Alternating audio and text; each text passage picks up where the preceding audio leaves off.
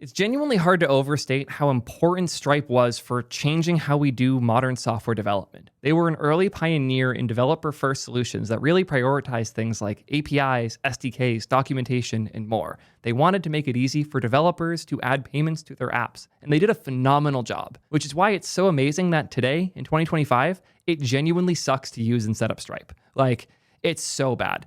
It's like the whole world caught up to where they were and then kept going, and Stripe just slowly got worse in parallel, and it feels terrible. The amount of weird edges you have to deal with, the amount of different event webhook types, and just, I've been through it. I've set up a lot of apps with Stripe. I've learned a lot. I've done a lot of things wrong. I've been through significant amounts of pain throughout, and I decided to take the time to open source my learnings and document it all. I just put up this repo, my Stripe recommendations, that is a list of all of the things I think you should know when you're setting up Stripe.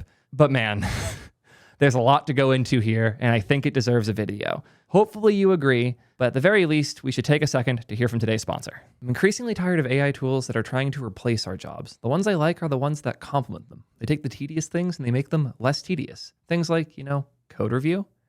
That's why I love today's sponsor, CodeRabbit. They make code review so much simpler by using AI to leave useful comments ahead of time. It's like having somebody do a quick pass on a PR before the rest of the team comes in to review it. We've been using it for every Upload Thing PR for a while now. Just as a recent example from a PR that's literally still open, here's one where Julius is changing how deletions of files works on our backend. It gives a summary of each individual file and what changed in it. It gives an overview and walkthrough of the entire PR. If you want, it can even give you a diagram of how the PR works.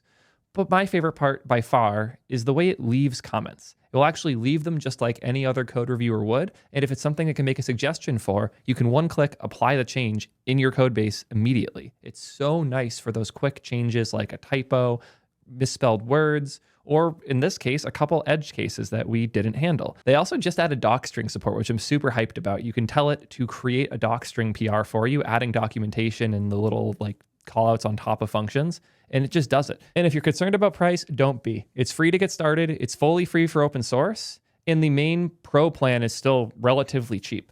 And if you want to give it a shot, you can use my code Theo1mfree for a free month of pro. Check them out today at soydev.link/CodeRabbit. I can't emphasize how much pain I've been through with Stripe. Normally I make it Mark's problem, and he's been dealing with it too. With all the stuff we did with T3 Chat, which if you're not familiar, we built the world's fastest AI chatbot. It's really nice. Setting up Stripe was the biggest pain point throughout the development. Yeah, it was worse than Auth. I would confidently say it was worse than Auth. It wasn't fun, but yeah. I will also say that through my flaming of Stripe, they've actually been really receptive, and we actually have a call scheduled for next week. So I'll make sure this video isn't published until that call has happened, so I can make any adjustments as necessary depending on how that call goes. Anyways, here is the things I recommend when setting Stripe up. The first thing that we have to understand is the split brain problem inherent to Stripe. A split brain occurs when there is data that exists in two places that has to be kept in sync between them. So if I have my service, services, they're always squares. So here is my API. If I have my API, and then I have a user, as we know, users are always circles. This user wants to send a message.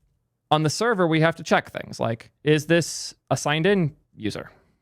Things like, does the message require a paid tier? Things like, has the user paid? And once my API has made the decision, it will either respond by telling the user F off or doing the thing. So generated message.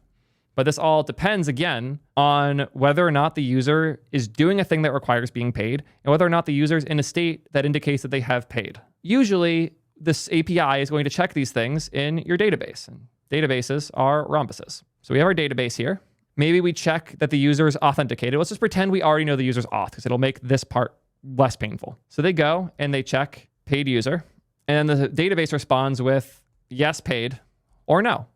But how does that data get to the database? Here is where the problems begin. Stripe has their own API. And you might think, oh, that's really simple. Just take this database, delete it, and hit the Stripe API instead. It's like, yeah, easiest thing ever. Problem solved, right? I'm going to die. There are a lot of reasons that this does not work, and they are all fucking stupid. The first one is that your users have IDs, and that user ID is not a field you can use to look things up on Stripe's API, because Stripe customers have an ID that Stripe generates. So if you are asking Stripe's API, hey, is this user paid? You have to ask them with the checkout ID, with the actual customer ID that was generated during checkout or ideally before checkout. If you don't have that ID attached to your user, you have no way of looking that up via the Stripe API. And even if you did, the Stripe API has really aggressive rate limits. So per second, you can send 100 reads and 100 writes to their API. That means if you have 101 messages sent in a given second, and all of us have to check the Stripe API to make sure you're good or not good, you're fucked. The other thing worth noting is that every time you hit the Stripe API, it takes 3 to 10 seconds to resolve. So if everything on your site requires that you're checking Stripe to make sure the user has or hasn't paid, you just made your entire service run at the speed of Stripe, which is not particularly fucking fast. It is actually pretty horrible. And that's all ignoring the fact that you also have to store the customer ID inside of your database to get there in the first place. Because of that, Stripe recommends doing this differently. We're going to bring back our database, because what Stripe recommends is when the user checks out, you send the info from Stripe to your site via a webhook. This webhook is an event that comes from Stripe to your API that says, hey, this user subscribed, this user unsubscribed. Those events don't have a guaranteed order.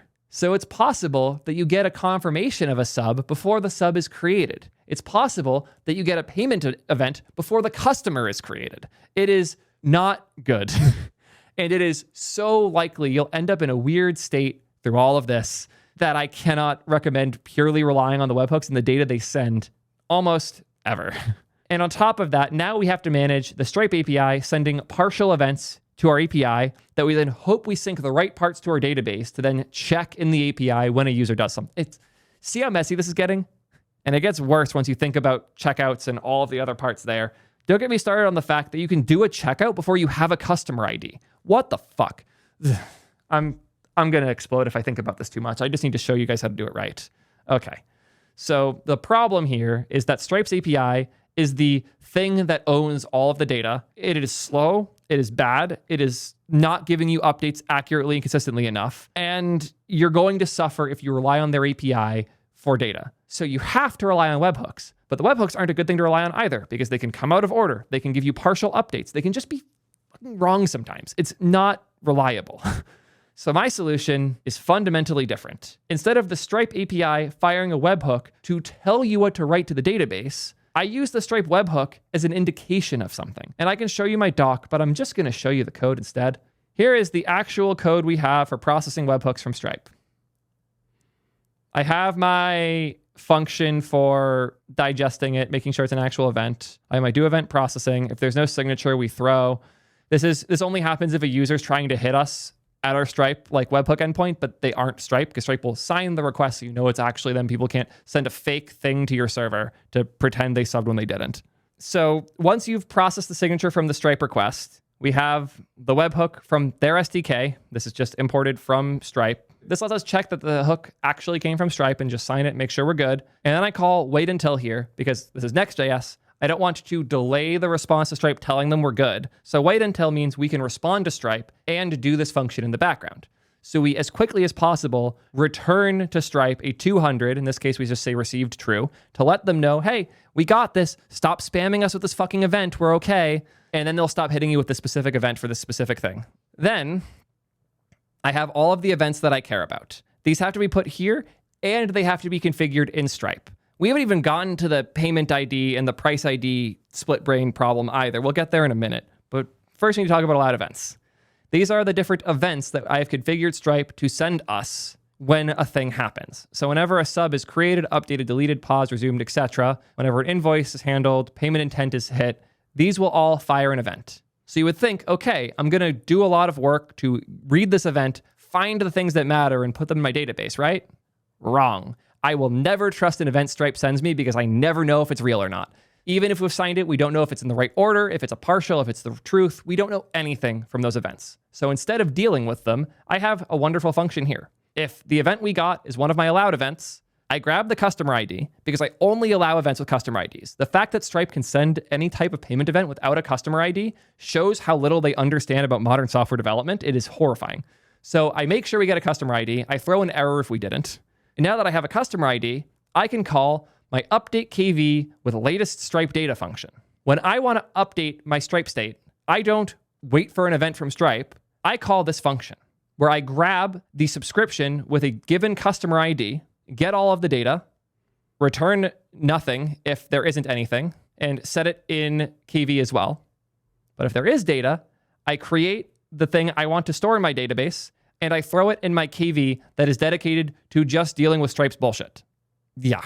This one function has made my life of dealing with Stripe at least 5 times easier. It is far from everything you need, but having a dumb key value store, I'm just using Upstash here, could be literally anything, Redis, Cloudflare, KV, whatever you want to use. Just something that you give it a key, which is the customer ID, and a value, which is the subscription status. And now I have everything I need in my KV to access when I want to check if a user has paid or not. Because that is the goal here, is to have a thing that I can check in my APIs, in my routes, and wherever I need to know if the user's paid or not. I need something I own that is fast, because Stripe's API is super rate limited and super slow. Because of that, this function can take 3 to 4 seconds to run, but it only matters when a new event comes in and it's updating the state in our KV. So you're only ever out of sync for up to like 4 seconds, which is not a big deal to have the update for your state, for your like payments in your service 4 seconds later than Stripe does. In fact, I would go as far as to say it's probably going to be faster if you set it up this way than if you do all the partial update bullshit that they recommend. So this is how I actually get the data to my database. So how do I use it? How do I make sure that I'm actually like checking if a user's paid? Let me find any of those functions quick. Here's my get sub tier function. This is a server action, so I can just call it via client, but imagine you can use this in a getter, a post endpoint, whatever you want to use it in. I get auth from my auth provider. If there's no user, then they're free tier. I then get the sub from my KV using their user ID. The customer ID should be linked to the user ID. I'll show you how I do that in a minute. But this function here will get the customer ID from a separate KV using the user ID. Now I have the customer ID. I return null if there isn't one. But then if there is, I get their data from my KV with the actual Stripe data that I can then use to check things like if this user is paid. So if the sub status is active, I return for pro. Otherwise, we default to free tier. This is how much simpler my auth code for checking paid status is as a result of dealing with these helpers. As I mentioned before, you need to have the customer ID handled too. So I have this Stripe customer ID KV. This has a generate key function, which returns user : user ID : Stripe customer ID, a get, which calls redis.get for that, and a set, which calls redis.set for that. I do basically the exact same thing for the Stripe KV for the actual Stripe data. I have my generate key function. It's what I use for the getter and setter. Same basic thing, but instead I'm storing the actual Stripe state here. So I have 2 KV things I am storing here. I have the user ID to customer ID, and I have the customer ID to the actual state of the account. There's one more important piece here that I want to make sure is not missed. Here is our actual create checkout session code. This is the code that gets called via a use server action when the user clicks the checkout button. The first thing we do is we check if they're authenticated. If they're not, I redirect them to go get authenticated, because don't do this if you're not already authed. Duh. Then I check if you already have a sub. If you do, then I throw, because you shouldn't be able to hit this button. You should not be able to get this in a state where you can hit that button unless you had 2 tabs open. You subscribe in one and then you go to the other and hit it. This prevents that because Stripe does not prevent that for you. A user can subscribe twice. It is actually quite hard to make it so they can't. We'll go over that in a minute too. I then get the Stripe customer ID from my KV, but it might not exist. So I have this undefined case. If there isn't one, I create the customer. And this is important. You should never, ever, ever, ever let someone check out through Stripe until you have generated a customer ID for them. You will have nothing but pain and suffering if you do that. When I create the customer, I include metadata with their user ID, as well as the email from their auth, because it makes it way easier to find things in the Stripe dashboard, which you have to use because they don't expose half the data you fucking need, except for in the dashboard. So make sure you tag that customer with the things you need to know who they are. But if you don't have a customer object in Stripe before someone checks out, you will regret every single thing you have done implementing Stripe. You will have nothing but pain in the future. Once you realize one person in your service could theoretically have 5 customer IDs, none of which are linked to the customer's user object, you are in hell. So create the customer first. Do not let the user go any further until you know you have a customer that is mapped to them in their SDK. So this if check here, make sure if we didn't already have a customer ID saved, that we generate one. So now we have their customer ID. Awesome. Make sure you throw that in a KV somewhere because there is no way with Stripe to go from your user ID and metadata to a customer ID. So you have to manage that relation yourself. So manage it, throw it in a KV. Now I can get that when I need in the future. And if we call this again, if a user starts checking out, cancels, and then comes back, now I have that handled here. You could also handle Stripe customer creation on like account creation. I don't think it matters. I prefer doing it here because it makes it less likely the code gets deprecated in a way that breaks everything. But if your auth layer allows you to easily do this when a user signs in for the first time, cool, awesome, do that. But since Stripe's APIs take 3 to 5 seconds, personally, I don't want to make my sign-in page take 3 to 5 seconds longer because Stripe's API is garbage. Just a personal preference. And then I have a wonderful let session with a try catch because their SDK throws errors randomly. And in here, I await Stripe checkout session create. Couple important fields in here. I have the line items. We'll talk about price IDs in a bit. So unnecessary, but they have to be implemented or nothing works. Mode subscription data, because just having the metadata in the customer object is never enough. Throw it in subscription data as well. This is a metadata field for you to keep track of things. It's nice and make sure you know which user owns which sub. Helpful when the customer ID thing falls apart. So I'd recommend throwing an identifier of some form here if you can. But make sure you always pass a customer ID that already exists in the customer field.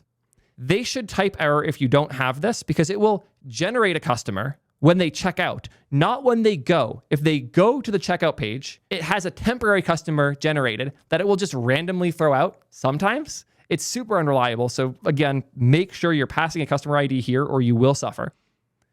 And now I have the URL that I actually want the user to go to for their checkout session. Finally, this is 75 lines of code that should not be necessary, but effectively are 100% necessary if you want to do Stripe auth and payments properly. And that's just part of the whole formula, to be clear. So now we've handled customers, we've handled checkouts and sessions, but there's a couple edge cases that suck here.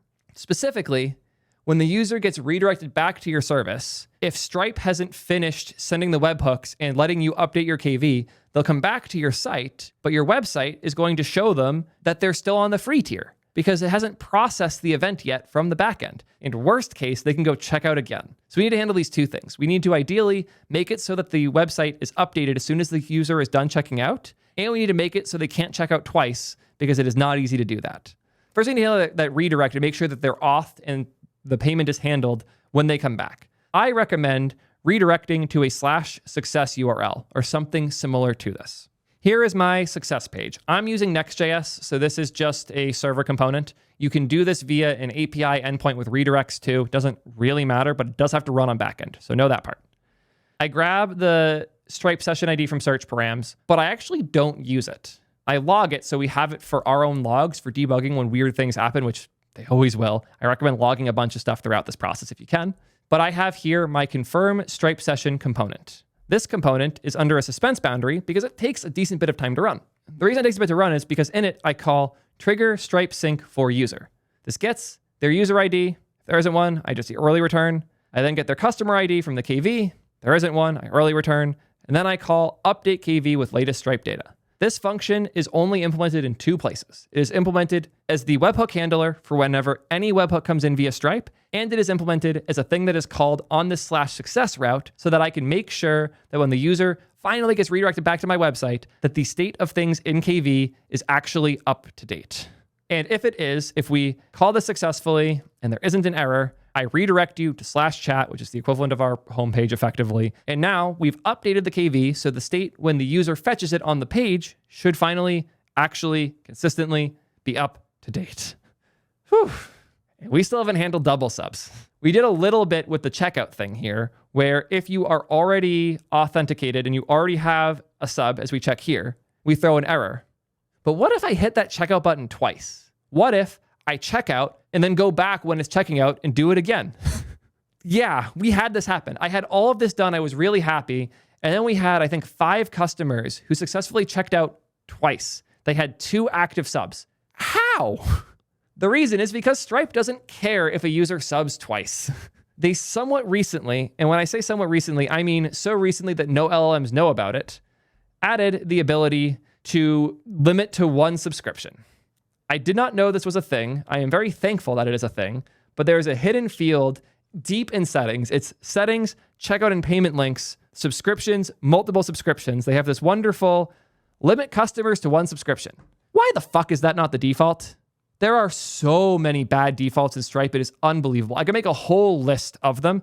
Don't get me started on the fact that, oh God, if you hit their usage-based endpoint that's like, hey, my user sent 5 messages. Hey, they sent 7 messages. The endpoint where you send updates to how much usage the user has, if you call it within a 5-minute window, it will sum them. But if you call them outside of the 5-minute window, it sets it as the total. There are different behaviors depending on how close you call the endpoint. What? How is that? God, I'm going to explode. I do not. Stripe, please take this seriously. Your whole platform is held up on like toothpicks on Quickstand. It is unbelievable that people actually use this in a state. So make sure this box is checked. Seriously, make sure this box is checked. No matter how well you think you're handling the edge cases, it is still Stripe's problem and they are not handling the edge case. So check this. We've only had one user successfully check out twice since we turned this on. I have no fucking idea how they did it, and Stripe's trying to figure it out too. But turn this on. I don't know why they even have this. They have an option for Cash App Pay that is on by default. Just for reference, Cash App payments on T3 chat, I think we got 17 of them total. One was a real customer who checked out. The other 16 were people who were trying to scam us. Why are they using Cash App Pay? The reason they're using Cash App Pay is because when you pick Cash App Pay, it gives you the info on where to send it, and then it sends you back to your app early so that you can go to Cash App and scan the code and send it whenever you feel like. Scammers love this option because most services blindly assume that once the user has been redirected to the success URL because they checked out, that the payment came through. And since getting this all right is so hard to do, they'll have some amount of time when they wait for the server to sync or get the webhooks or maybe just never even check, where your account thinks it's in a paid state even though you never paid. So of the 17 or so attempts to do Cash App Pay checkouts, 16 were people trying to get a free sub by using Cash App Pay to redirect down a path that looks like the happy path but isn't to get the subscription for free. So just turn off Cash App Pay. It should not be on by default. It is a scourge. I would put down a lot of money that the majority of Cash App Pay requests that go through Stripe are never fulfilled. It is a feature they should probably get rid of entirely. People would be too pissed if they did it. So at the very least, it needs to be off by default, like a lot of the other sketchy options are. What the fuck, Stripe? Turn this off. Whew.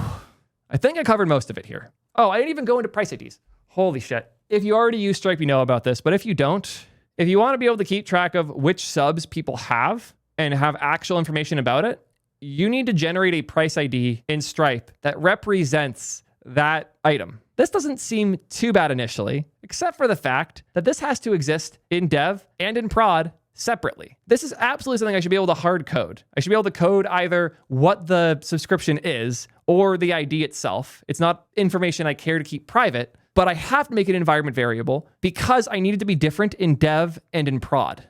What? And now if I update in Stripe, like let's say I delete this price ID or I change the sub tiers, I have to go redeploy my service with the new environment variables for it to catch up.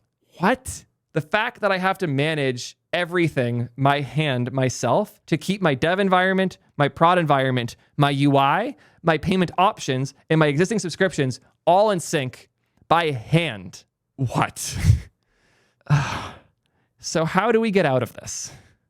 Hopefully now, if you're still using Stripe, you know everything you need to not want to die. Check out my doc if you want this all in a text format or you want to send it to somebody else. There are other options. One of them was Lemon Squeezy. Lemon Squeezy was a merchant of record, which means that instead of the payments going to your business, which means you have to be incorporated in all the different countries, handle all the taxes, all that bullshit, Lemon Squeezy is incorporated in all those different places for you. They have their own Stripe setup. They'll pay you instead. But your users check out through Lemon Squeezy, which means on their credit cards, statements, on their billing, everything else, it's going to say Lemon Squeezy because that's the official merchant they went through. They're the merchant of record. The thing on their records is Lemon Squeezy. But now they can handle all of that bullshit and give you a better path. The path was so much better that they got acquired by Stripe. And the founder, JR, is the person at Stripe who's trying to lead the charge to work with me to fix the hell that I just described. So I am excited for a future where the Lemon Squeezy acquisition can fix the hell that is setting up and managing all of this stuff. If Lemon Squeezy just becomes the sane path to use Stripe, that would be really cool. But there are other options. Polar is a really cool other option. They are trying to make modern DX for doing Stripe. It is as easy as polar.checkouts, custom create, product ID, success URL, and now you can just redirect the user. It is all still built through Stripe. You can use them as a merchant of record, but I also think you can plug it into your own Stripe. I might be wrong. They are only slightly more expensive than Stripe, which is crazy because they are using Stripe under the hood, I'm pretty sure. Stripe is 3% plus 30 cents. They're 4% plus 40. So they're going to make less money per transaction than Stripe does, which is hilarious. But it seems like they're really figuring out how to do this in a way that doesn't feel fucking insane. And I'm very excited. They've been all over my Twitter giving me examples. They're also open source, which is really nice. They should show that all over the website. Did not know it was Python and TypeScript hybrid. Interesting. Yeah, they're an open source Lemon Squeezy and Paddle alternative. So you can host it yourself. You can go through them. Pricing's relatively good.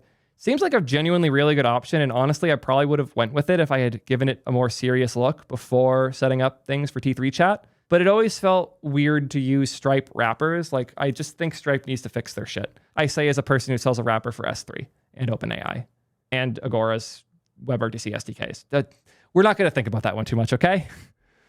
If you're using a framework like Laravel or Rails, they have their own payment stuff built in that can be good, but I found it is often quite limited and not fully integrated. And sometimes even has the same edge cases that I just broke down how painful and miserable they are. There is one last thing, and I almost feel bad bringing it up because I'm really mad. Clerk, the auth company, is working on a Stripe integration. And if they actually ship this, it'll be incredible because you can link Stripe to Clerk. You can describe in Clerk what sub tiers exist and whether a user subs or an org subs or both. Create all of those options for users. And now when they go to their user profile, they'll just have all of the things for their billing right there, all integrated. And billing is a consistent enough thing, especially like recurring monthly billing, that it should be this simple. It should be integrated with your auth layer because it should be tied to users. This was a post that the CEO of Clerk made in April of last year, and it has not fucking shipped. They hired somebody full-time to work on it, and it still hasn't shipped. I don't even have early access yet. I'm not convinced this will ever fucking ship. If it does, it'll be a great option.